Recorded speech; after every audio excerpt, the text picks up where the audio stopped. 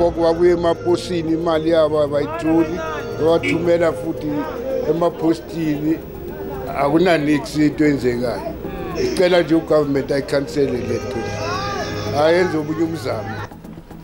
Sassa apologises as thousands of people continue to wait for their grant payouts under a new system this month.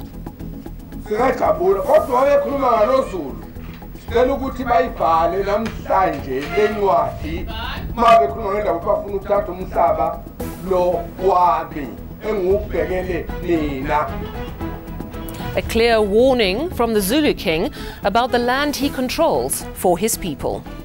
This is eNews at 8, live from Johannesburg. I'm Sally Burdett. Good evening. Now, of the over 11 million people who receive social grants each month, Sassa estimates about 700,000 have been experiencing problems with accessing their money this week. The Post Office is in the process of taking over payments from cash paymaster services. And while some of those problems are now resolved, thousands of people are still battling to access their cash. Slindela Masekane caught up with the hungry, the cold and the desperate, still waiting for their money. Frustrated and angry, many of the grant beneficiaries you see behind me have been queuing since Monday in desperation for their payments. Fikela Monday akunasizo nakancane. Ngogogo wabuye emaposini imali yabo abayitholi wathumela futhi emapostini akunanix into enzekayo. Icela nje ugovernment ayikhansele lethu. Ayenze obunye umzamo. As much as Sassa and Kabato, abayisa ko the post officing, people they don't get their monies. Nala batho ba 3 months ba sa tshole tšhelete bona from the post office. So Sassa o re santse re uetswe eng ka bonkgono.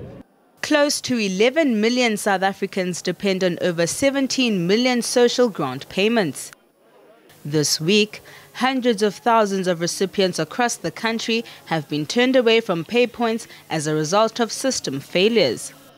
The issue relates to the switch from cash paymaster services to the Post Office as the grant distributor. Sassa says the issue affects 700,000 beneficiaries that are being moved between systems. This recipient says while she received payment, it was not her usual amount of 1,700 rand.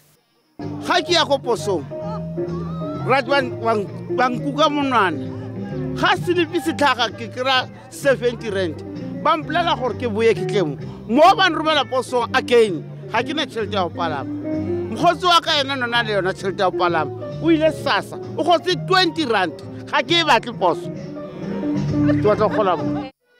Acting Sassa CEO Abraham Mahlangu says the payment backlog will be resolved within the next 2 to 3 days.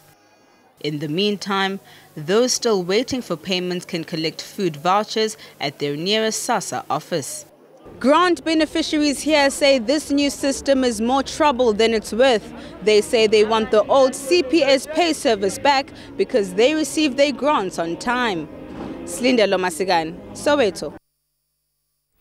Well, this evening, the Social Security Agency says it wants to apologise to the nation for the delays in the payments of social grants. The agency says it has resolved some of the issues today. Of the 1 billion people that we were supposed to pay by end of yesterday, already we've paid 500,000 of those people, which is about 50%. And that number is increasing as we speak. To other money worries and some relief on the horizon for VBS bank account holders. The Reserve Bank has confirmed it's secured a guarantee from the National Treasury.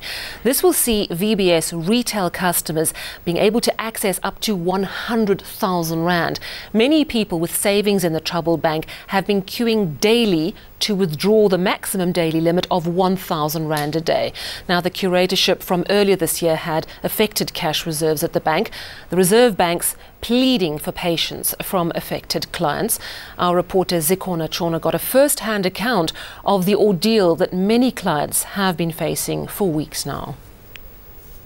People have been queuing from as early as 4 o'clock. I've got a gentleman here with me. A lot of them don't want to speak on camera, saying they are scared. So he's agreed to give me a little bit more detail as to how he got here this morning. He told me that he got here at around 4:30 a.m. So 4 o'clock from your village, you came here that early. How long have you been coming here, and how much of yours is invested in this bank?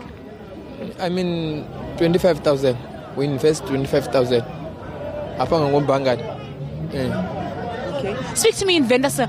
You've invested 25,000 in the bank. Banga 25,000. Banga.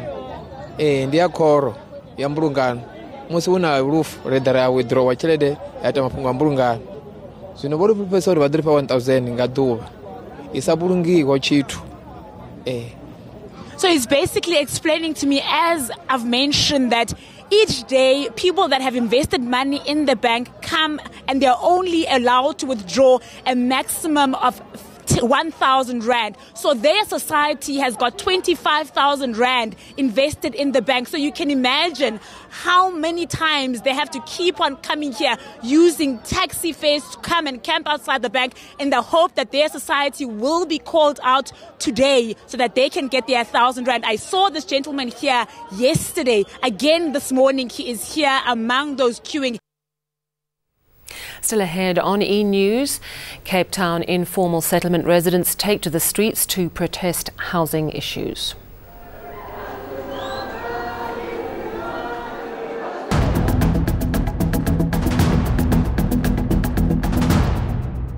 Focus on land now, and the story has developed in a number of different ways. First to Cape Town, where hundreds of informal settlement residents and backyard dwellers marched on the provincial legislature today. They handed over a memorandum of grievances on housing and land. Atim Tungana reports.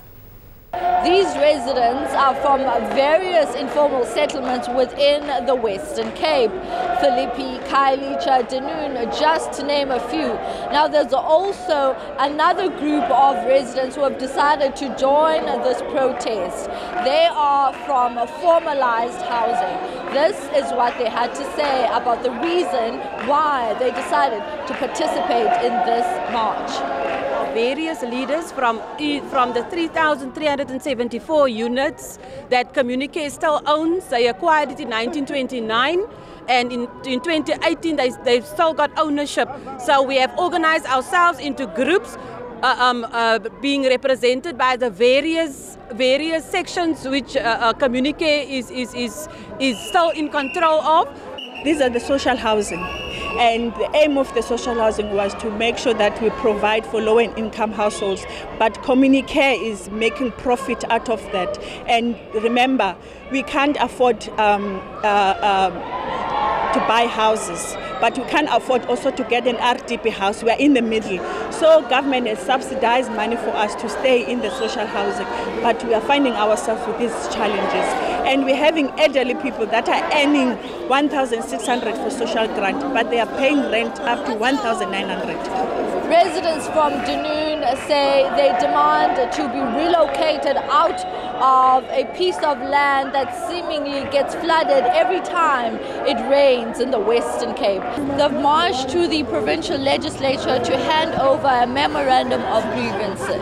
Now they're expecting answers in a couple of weeks' time from representatives from the provincial legislature. I'm Atim Tongana in Cape Town. To KwaZulu-Natal, and Zulu King Goodwill Zwelithini is not happy. He's warning government against trying to expropriate the land held by his Ingonyama Trust. Thousands gathered in Ulundi today to hear the King speak at an Imbizo. Now, the King has vowed not to let his people down. A show of force. Zulu King Goodwill Zwelithini summoned his people to an Imbizo to address a burning issue. The only item on the agenda, land expropriation. A report compiled by former President Kgalema Motlanthe recommended that the Ingonyama Trust that governs the land of the Zulu Kingdom be scrapped. Motlanthe had chaired a high-level panel on behalf of President Cyril Ramaphosa on land reform. His suggestion has raised the ire of the Zulu King and many in his corner. Ungangezwe lakhe siyambeka ukuthi akawubheke lo mhlabathi futhi asigcinele wona. Among his supporters, a recognizable face, IFP leader Prince Mangosuthu Buthelezi. He says the Zulu people need to protect their right to own their own land, and that there's no intention to antagonize anyone. Ngifuna uba ngibeke kucace ukuthi ba njengento embuzi ukuthi angihlebi angishabona umlozi mina wempi nokukhuluma isilo singakhulumi nathi isilo siniqoqele kuba sizokhipha igama lokuphaka impi. King Zwelithini's made it known that while he too wasn't calling for violence, he says he won't allow the Zulu nation to be taken for granted. Njengoba sendishilo ukuthi uZulu ukhishwe inyumbazana kwabo.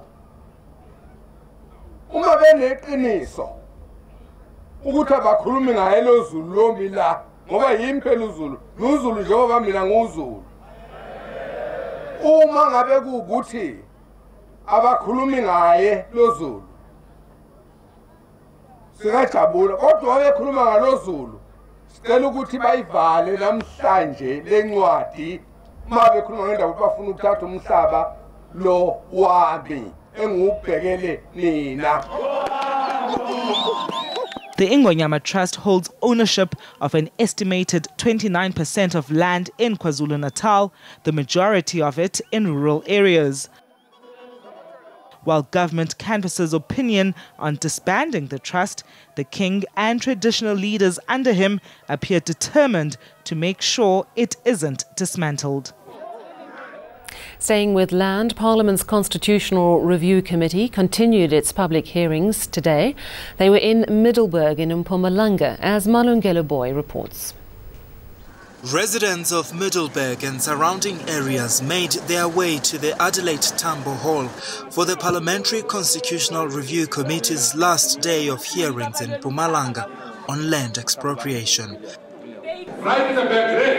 There, many raised their hands and their voices in support of the proposal to amend the Constitution to allow expropriation of land without compensation.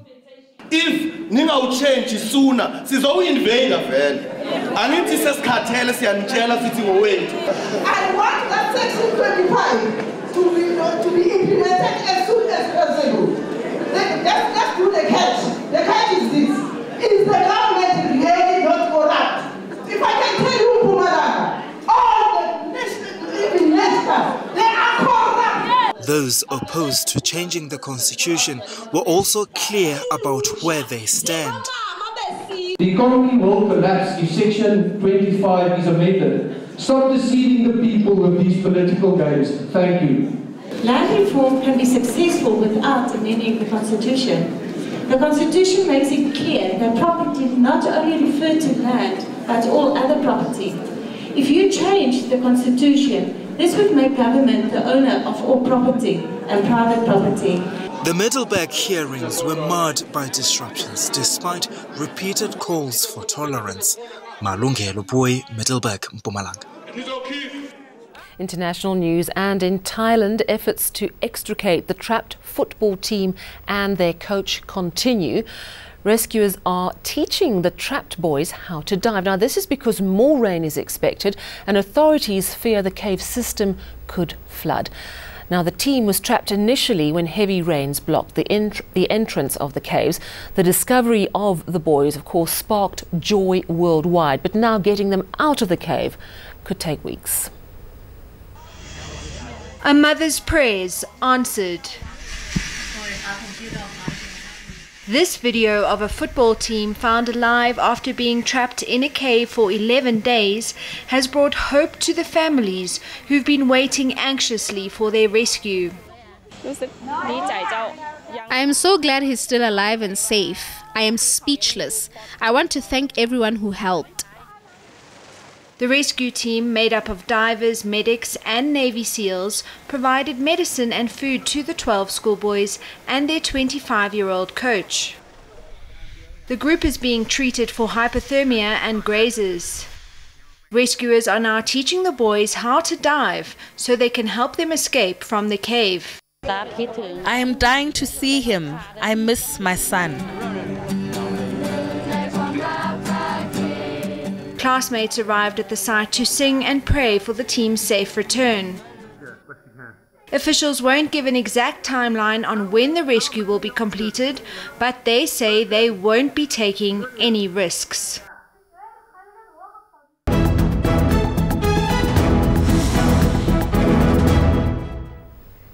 And let's recap your top story this evening. A clear warning from the Zulu King about the land he controls for his people.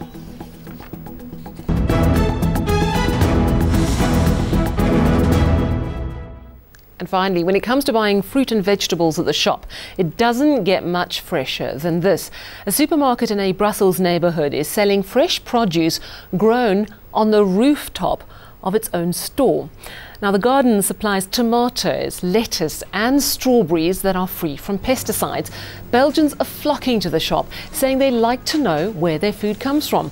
The produce is packaged on site, thereby reducing pollution from distribution. If this pilot project is a success, other stores could build their own gardens in the future. Just a reminder, if you missed any of the show, you can catch up on our YouTube channel. Take care and good night.